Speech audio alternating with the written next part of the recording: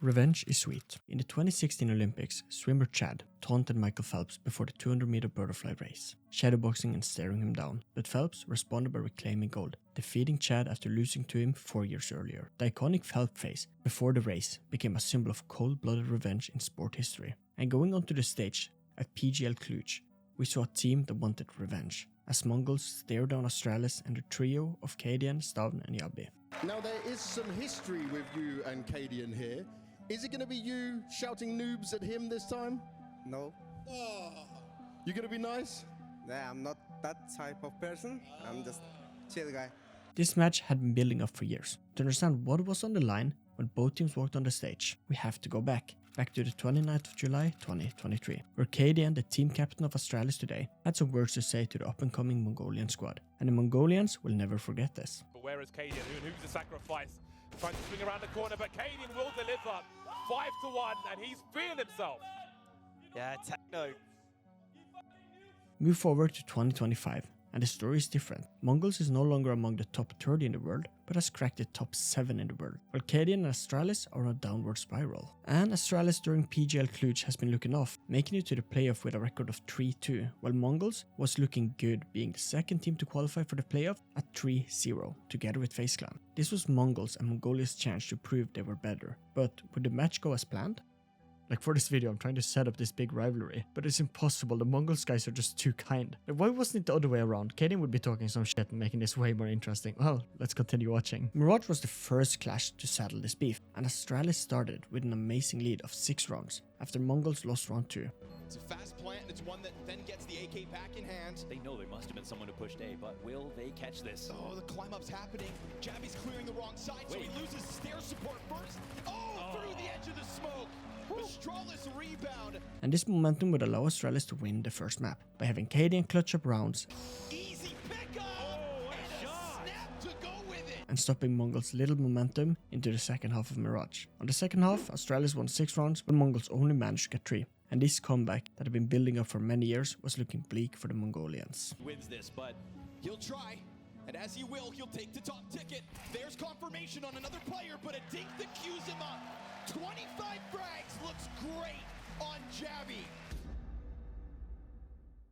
Inferno was the second map, and this was a do or die for Mongolz, as losing here would ruin their hope and chance of showing that they were better than what cadiaN and Heroic had seen 2 years ago. But would it all work out? We're jumping into the pistol round, and here we can see Mongolz has gone for 2 dual Berettas and a flash, as the flash is just set up for any plays or retakes, while the Berettas towards B and A in close range angles can be very powerful. While Astralis had gone for 4 players with armor, and then the Vice going for 2 flashes, 1 smoke and a decoy. As the decoy is kind of a whatever buy, he had the money for it, but a decoy can be a good fake, but then you would expect more players to be buying one. But the smokes and flashes are just enough to take B site, with smoking CT and then using the flashes to deal with sight and coffins. Early on we can see the Vice use the decoy as a throwaway, and maybe fake anything or force Mongolz to go and investigate what the shooting sound is, while Astralis are sending 1 player to second middle as the lurker to make sure Mongolz can't take apps and second mid for themselves. Then they will have 2 players looking top middle to make sure Mongolz can't peek middle without being punished, and then the last 2 in banana. And here we can tell Astralis early wants to wait for Mongolz to make the first mistake. While Mongolz are going for a fun setup, in top banana we will see Mongolz have 2 players close, something that is not recommended versus Glocks, as you can easily be run down. But the setup is still good, as Sensu will be on the corner and taking first contact. So when Astralis focuses him and runs after him, they will run into the dual Beretta's close wall, and that can be dangerous. As well as in middle, we can see Mongolz has 2 players, with 1 taking first contact by peeking out. And this peek is done to force Astralis to make a quick decision. As when you peek like this in middle, Astralis either have to stick to their plan, now that Mongolz know how mid looks, or go for a fast play towards mid or B to not allow Mongolz too much time to plan around this information about middle. And then the last dual Berettas will be playing close in apps, as this is the only other position where the dual Berettas will be better for the Mongolz than the Glocks. Look at Astralis. When Mongolz went for the mid peek, we can see this has forced Astralis back into banana to now go here. And on this, we can see Mongolz gave away mid control fully, both players falling back too long. And just 30 seconds into the round, we are seeing Astralis has the advantage of map control, with 1 player taking middle and a 4 in banana. But the issue is this: when you have mid control, it's not as good right now, As towards Banana, they have to try to ruin the setup of Mongolz. And cadiaN is a solo player in mid, so he can't die and can't really take any fights without maybe giving away a kill. And I will tell Mongolz that Astralis will go B. In mid, cadiaN is dealt with by a great double peek. And this is the issue when you send one player alone, as cadiaN did not get a lot of information and no trades. So this will force Astralis to act in Banana, and this does not go too well, as Senzu can kill Stair going out, and a kill like this will force Astralis to focus Senzu and not really look close to the wall, and this round is as quickly over as it started, as Tector can find one kill before he is traded, but Senzu uses a great flash to stay alive, and when Astralis are setting up this flash to deal with Senzu, they will be pushed from behind as they had no players holding it, and Mongolz can take the pistol round. Blitz will find the first blood over towards brackets. Counterpart leader down first. All about the bait and switch, but the Berettas get a single kill. Here comes Jabbi again. Flash allows Senzu to disengage, but he stays here to fight. Yeah, sticks around for a bit because Blitz goes charging down middle. CT pistol round win for the Mongols. Thanks to Skinbaron for sponsoring this video. Skinbaron is a marketplace with over 1 million skins, and you can safely buy and sell skins there, as I've been doing for many years. But why would you want to use Skinbaron if the Steam community market exists? Well, here are some skins I just picked out, and look how much different the price is from Steam's marketplace and Skinbaron. As Skinbaron is roughly 30% cheap, but maybe you as my viewers more interested in utility. Well, don't you think Skinbaron has a goddamn mobile app for that I've been using ever since it launched in my games whenever I forget a smoke, molotov or flash lineup. As well as you can sell your skins for real money, so if you need some more cash on hand or just want to liquidate your inventory, well, why not use Skinbaron for that? And by using my code on the screen right here and linked in the description, you will get a 10% selling fee as well as a 0% marketplace fee. So you're saving and making more money this way, and it helps out the channel a lot. Skinbaron has a lot of ways to buy your skins, so what are you waiting for? Link in the description, and thanks again so much for helping my channel out. Back to the breakdown. Let's jump into action. In mid, we can see Mongolz want to take fast mid control, as they are anticipating a banana rush and a low buy. But I don't think Mongolz were expecting Astralis to buy back after the pistol round loss, with upgraded pistols, utility and armor. And here a push middle is never ideal then, as the pistols are better to hold than the MP9 is at getting kills. Mongolz will push mid by using this nade here, as this is thrown to do damage, as well as using the particle from the HE nade to mask the vision of Blitz running down, and the sound of the nade to mask a step of him running down. Then Mongolz will have 2 players top middle, holding to allow Blitz to get into this corner. Astralis in middle have 3 players, waiting here, as they want the second mid players to rather go and look after the player pushing, and Astralis' execution here is perfect. Here they will send 2 players second middle, and the second mid players will use a great flash, as this flash has multiple purposes and objectives. It first of all binds any top mid players, making sure no top mid players can be holding for any ramp swings or the second mid push, as well as the player in the corner. When he turns to look towards second middle, he is dealt with, as this flash fully blinds him as well. And Astralis finds the opening they need to win this round, as this kill gives up an SMG, full mid control, and a kill for no trades. Astralis meets the smoke Mongolz through in middle with a long smoke, and here Jabbi uses the opening this creates to take short and mid control. And on Inferno, Jabbi is a scary lurker, and I actually set up a Patreon, and my first video on it is actually a breakdown of how Jabbi lurks, so if you want to support the channel, check it out. As well as Mongolz A setup is quite odd, with all 3 players towards long. And in one way it makes sense, as you do not want to give the pistols any close range fights, but this gives away a lot of map control, and when you are smoked off on long, this setup with 3 players loses its purpose, as now the T can just push short into sight without being seen. Jabbi takes short and spots 2 players. This is pure confirmation that there can only be 2 players maximum on B site, and this is why Astralis starts to run, as now they want to overrun the B players by playing their advantage of 2 players versus B site. Only issue for Mongolz is that it's Senzu alone in CT, 1 smoke and he is rendered useless. And we see a massive misplay. When you're alone on B site, if you decide to smoke, you're basically giving up sight, playing for the retake. Early molotov and a peek behind it is always better if you want to fight and keep the T's out of sight. But here he rather smokes it, and then he molotovs into his own smoke, making it useless. And this forces him to peek, and Stair goes for a great peek by going on the ledge here to offset Senzu's crosshair placement and deal with him. And just like that, Astralis has sight and wins the second round. Just what we saw them do on Mirage as well. Can Mongolz this time turn it around? Opposite side of the map of Senzu. They did see him run. Molly missed. And another Tech-9 headshot from Stair. Where have we seen this before? My goodness, they are shooting hot. These videos takes ages to make and produce, as I'm a solo team doing all the work. So sub, comment and like on the video really makes the work worth it. Thank you so much, and back to the video.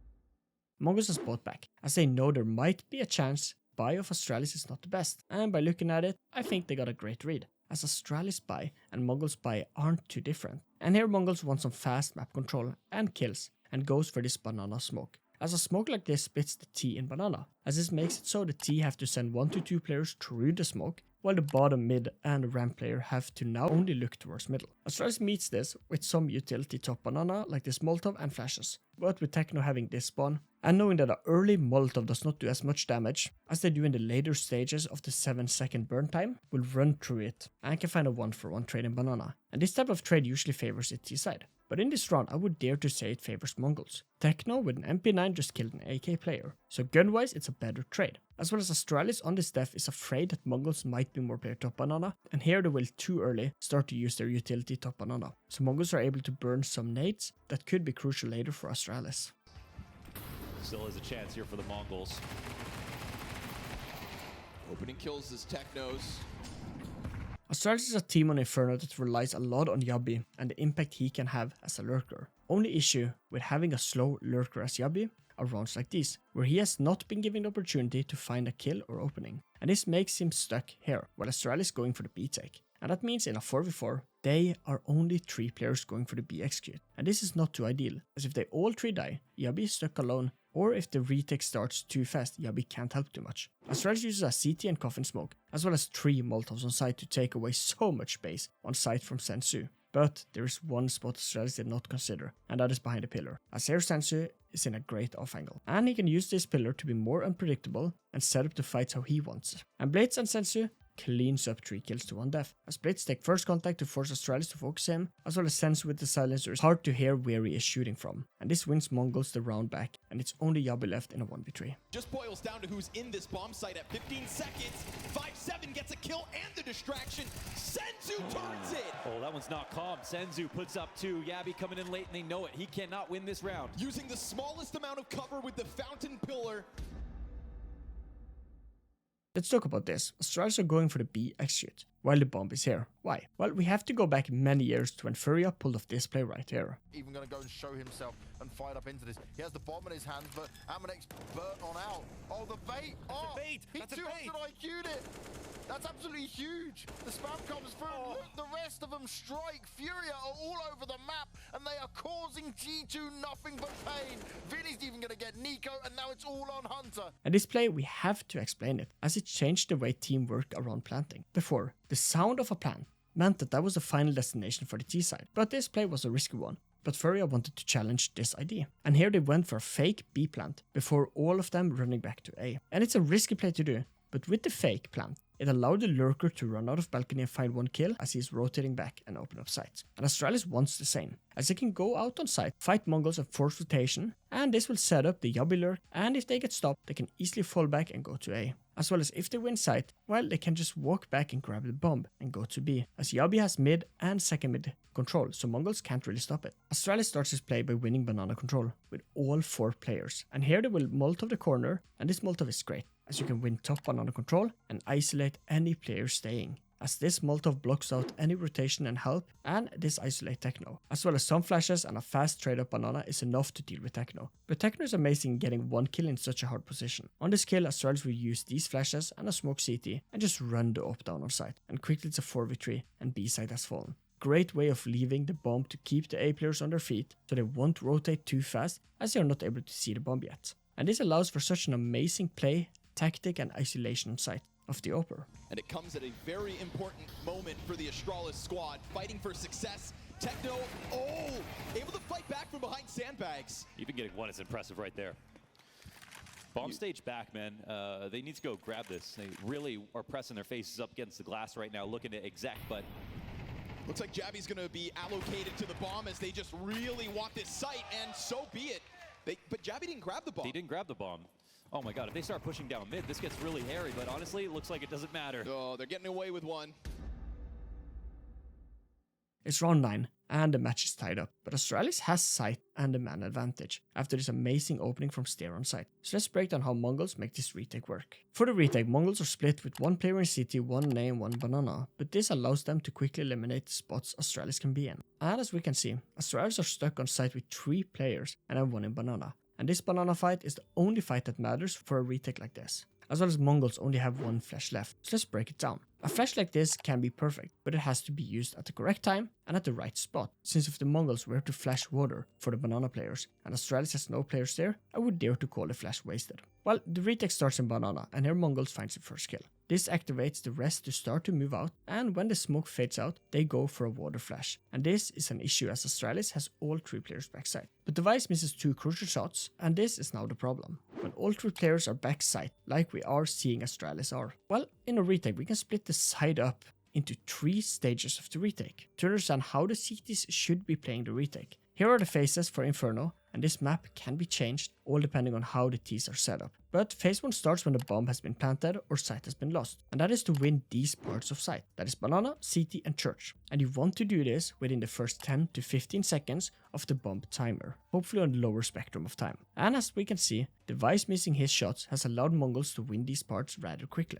Phase 2 is then activated, and that is to skim the site for any obvious angles, as this part allows you to scout down where the Ts are hiding. And here this phase is rather fast as well, while Device going for the boost back quad, this allows Mongolz to see where 2 players are. And then to guess that the last player is darker to hold banana is not too hard to figure out. And this allows phase 3 to start. That is to locate the bomb, start to defuse and deal with the Ts that you have not killed in phase 1 or 2. Mongolz finds 1 kill, but Astralis are fast and can quickly get 2 kills back, and it's all left to 910. And here 910 will kill Stair who overpeaks for the kill, and it's all left to 1v1, but 910 is low HP. And Device peeks out with the AWP and misses his 3rd shot. And this is insane. Some years ago I played in an ESEA open or intermediate team, I can't remember. And I got taken off the AWP, as in one retake in a practice I missed around 3 free kills. So Device here should not be proud of some of these misses, as this allows 910 to shoot Device low, and it's all about who reacts faster and peaks better. And 910 wins the clutch to give Mongolz their lead back. Blitz finds 1. It's going to be another fast flank. Blitz has done a good job of challenging out from mid. Boost back sight is a miss. Device with a single bullet left in this magazine. And now they know they're both here. Astralis may have gotten into the site, but they are hanging on to little angles. And now that 2 kill come right back. 910, he's got to push this into him with pistol in hand. It's a bunch of damage. He needs the headshot or a couple more. By God, the Mongolz retake comes through. Ooh, the shot gets missed from Device there on quad. After he gets spotted on the boost, they have to play actively. We switch the sides. After Astralis won the pistol round, Mongolz hit back in round 14, winning it and ruining Astralis' economy, leading to Mongolz taking a commanding lead and eyeing their revenge in map 3. Astralis goes for a full buy, but it's a mixed buy. And as we can see, they are expecting a B play by starting 3 players on B and then 2 on A, very split up. When you start 3 on B, you will always worry about A, as a smoke or flash can easily force a rotation from B, and this is something the Ts want to abuse, and why we can see the lurker for Mongolz in second mid playing a much bigger role if he is fast enough. Mongolz are going for 4 players towards banana, and here they will use a great flash here to hit any players on the corner and force them off, and this will allow them to win full on top banana control. Then Mongolz uses this smoke here to make sure no top banana Molotov can deal with them, and using a smoke before any Molotov is thrown might look dumb, but let me explain why you do it. If you get Molotov in banana and decides to then smoke it off, well, you end up by creating something we call an unknown, as the spread of the smoke, what it covers and more is all based on RNG. So here Mongolz uses this smoke, so if the Molotov comes, since you can still use this opening here to find a kill or some map control, so it makes it 100% worth it to use a smoke for this. As well as on Inferno, B side and A side you only really need 2 smokes to take site, so wasting 1 early here is not too bad.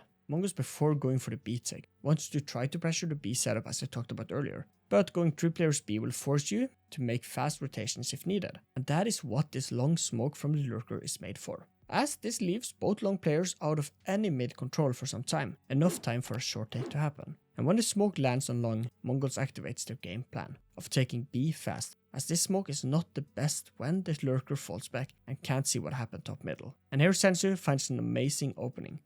A full exec would be the right call, but they might just... Oh, no way again! But stop, the smoke had one purpose on long. Well, look how the A players move. They fall back more to site, delaying their rotation by some time, enough to change the outcome of the retake. Well, we will see that later. Over to B. Here Mongolz freehands a smoke to CT, as they did not want to give away anything about the B take. And here Jabbi on the boost could have found an easy trade, but I think his hair was in the way, and this allows Techno to jump up here and get to site without having to deal with the boosted player. And Mongolz finds 1 kill on site, while Jabbi can trade back and it's a 3v3 retake. But since Stavn on A was forced back, he decides to stay on A, and Astralis calls for the save, and this smoke that forced Stavn back has now made the retake impossible. Talk about a butterfly effect. We have seen so many of those. Oppers be damned. Jabbi has allowed the climb over orange. That's going to cost the player back sight. Oh, okay. Stair rotates in. That helps. Well, there we go. 3v3. Certainly a possibility. Spam on the bomb plant denied. Harder than it Stair looks. grabs the off. I can't believe that. It's almost as if Senzu knew he was just... You are staring down the barrel of a loss, and a map tree that leaves this game up to fate. Well, you start to pull out everything, and Astralis will not hold back to get this game into overtime. Early on, Astralis knows that Mongolz has been abusing the fact that they can early get map control by taking banana fast, and Astralis wants to meet this with their own little setup. Here both teams will use a lot of utility towards banana, just look at all of this. And for Astralis, banana take. While they will use the bottom banana smoke to split up Mongolz and not having to deal with an upper bottom ramp peeking them. And then cadiaN, Jabbi and Stavn will use some nades to force Mongolz out of the smoke. And I love how Astralis does this take. After Jabbi dies, cadiaN goes behind the wall, and remember, both him and Jabbi have SMGs. And here when the SMGs takes first contact, Mongolz are only expecting that in banana, that there is only SMGs. This will leave their guards down. Then cadiaN goes for the jumps here, to force both Mongolz players to focus him, and offset their cross replacement. And this allows Stavn to white swing car and find both trades, leaving the map down to a 4v3. Fight for banana. Not gonna happen. You got players in front of that smoke. You want to fight? You got one. But the Mongolz actually get caught. Stavn, clean double kill back. On these kills, Stavn and cadiaN both falls and gives Mongolz B side, and this is not too ideal. But they do this as they thought Mongolz would rotate on the defs, and quickly a 4v3 is a 3v3, and a retake is required for Astralis to try to close the game out, and not go to map 3. The retake is in full on action, and we have broken down how to plan the retake in phases, so let's see how Astralis will do it. The action starts in banana, where 910 wants to peek banana and maybe find a kill. But here he misses the timing of the device as he is allowed to go car, and he starts jumping like crazy, forcing 910 to offset his scope towards car, just when cadiaN is about to swing him. And Astralis finds the first kill after 910 misses and can't get away. But he is quick to find a solution, and goes for the Molotov before he dies. And this is a crucial one, as it delays the retake by some few crucial seconds. Said it, hasn't been putting up frags, but he's been everywhere all over the map, feeding information. Missed chance from 910, gunned down by device. Oh, the molly buys him time, does some damage. Yes, it does. Mongolz will as well smoke CT like this, to delay the CT's player even more time to activate in this retake, as he now has to wait for the banana player to do something. Blitz go for the spam, and Mongolz, without planning it, has given away both of their positions, and that is never ideal in a retake with a man disadvantage. It's like showing your hand in poker before you have won the pot. But another smoke banana, and it looked like Mongolz has done it. And here Stair is amazing. When Masino finds the first kill, Stair just runs out of the smoke. Such an important gamble to go for and can trade back. And this gamble is so insane as Blitz could have held this push. These gambles are necessary in clutch rounds like this. And Blitz alone is dealt with, and Astralis keeps alive for one more round. Mzinho, though, with such little HP, he may have put them into this possibility, but can his teammates make the most of it? Blitz has been playing lights out. Mzinho comes back, traded out from the spawn. Blitz over towards the coffin, 2 kills to get. Oh, and it's close, but it's not enough, not yet. Astralis has their back against the wall. It's do or die for them, while Mongolz will try to force this best of 3 to the last map. But in this do or die situation, the hero steps up, and Astralis was not gonna let this go to waste, their own map pick. In round 24, Mongolz tries a fast rush, and it does not pan out, and Astralis has done the unthinkable to force the game into overtime. It's with an arch smoke. It's fast. First one's easy. Challenge out from Jabbi. You want to fight, you've got it. Device low health. It's gonna have to come up from short side. Great distraction. Great run back. This tact 9 tap from 910. Who are you gonna call to save you? Nobody else. Flustered, they falter. Thrust to overtime. Once this delayed CT side got started, it comes up Astralis. They got through it, man. Astralis still can 2-0 this game. At the Shanghai Major, Mongolz made history, making it to playoff as the first ever Asian team, and in a dominant way. But for Mongolz as an org, this was their first ever playoff in an S-tier event. And they almost beat Mouse, but due to the lack of experience and letting the pressure get to them, most were able to come back against them in both maps. And this was all Mongolz could think about. It's another playoff in a high profile event, and would they again let the lack of experience and pressure ruin this as well? And after 4 rounds in overtime it was over. The revenge that was supposed to be so sweet and good, after so many years, was not the outcome. While the Astralis trio was again on the winning side. Well, there will always be another time. The onslaught of Astralis continues! It is a bomb plant that will not be stopped. It is an Astralis who have seized the day. A conquest for the Mongols in CLUJ, cut short by the Vikings. Finally, an uptick in performance and a playoff match win not seen since August of 2023.